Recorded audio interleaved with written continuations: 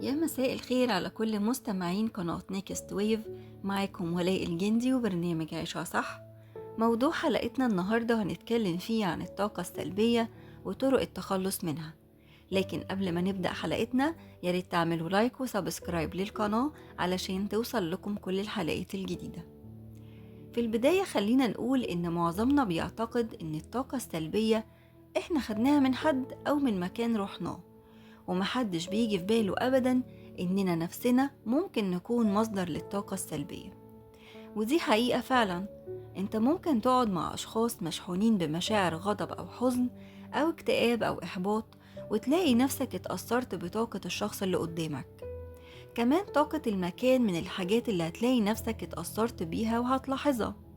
مثلا في كتير مننا بيبقى مش مستريح بمجرد انه دخل مكان معين، زي مثلا عيادة دكتور أو مستشفى أو حتى المقابر.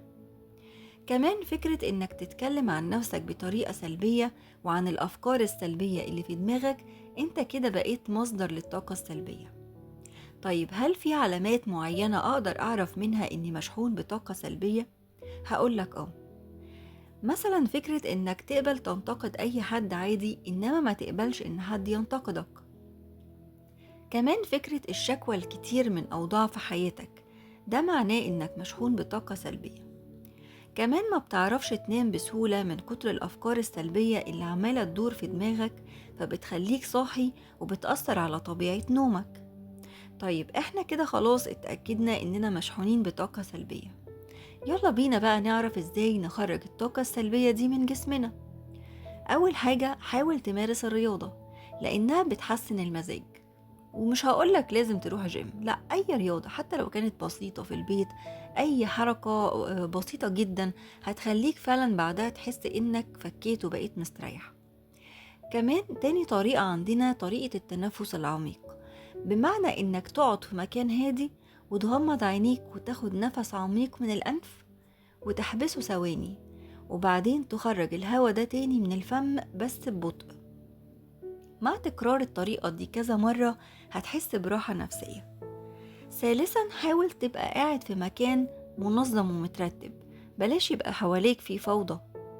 رابعا جرب تتمشى في مكان فيه زرع ومناظر طبيعية، دي برضو من الاقتراحات اللي هتخليك تفرغ الطاقة السلبية اللي جواك.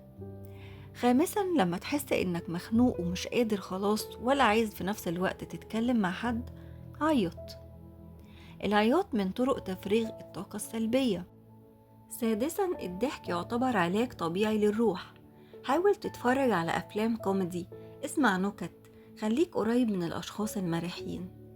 سابعا اسمع موسيقى هادية أو قرآن، في ناس كتير بتلاقي راحة غير طبيعية لما تفصل شوية وتسمع موسيقى هادية أو قرآن. وأخيرا حاول تبعد عن أي شخص يصدر لك طاقة سلبية عشان ما تاخدهاش تاني وتأثر عليك وعلى اللي حواليك. وبكده خلصت حلقتنا النهاردة، ودي للأسف كانت آخر حلقات البرنامج. بشكركم على حسن الاستماع. كانت معاكم ولاء الجندي وبرنامج عيشها صح. إلى أن نلتقي مرة أخرى، أشوفكم على خير وتحياتي ليكم.